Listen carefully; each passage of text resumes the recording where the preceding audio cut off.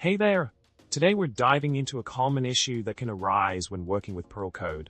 The problem we'll be tackling involves a library that uses the fork function to spawn child processes, leading to unintended consequences when the child process is destroyed. Specifically, the DBD. PG module's yini function gets called when the child process exits, resulting in the parent's connection being abruptly terminated. To make matters more challenging, the code lacks access to the database handle, $dbh, and is unable to utilize DBI for database operations.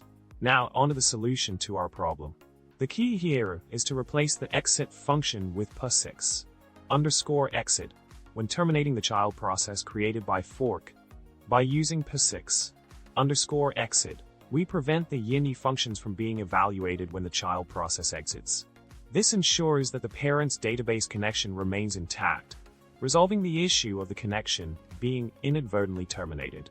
Remember, it's crucial to apply this change in scenarios where maintaining the parent process's connection is essential. In summary, we discussed the common problem encountered when using fork in Perl code, which can lead to disruptions in database connections due to the yini functions being triggered incorrectly. The solution involved utilizing POSIX _exit instead of exit to prevent these disruptions and preserve the parent process's database connection. I hope you found this information helpful.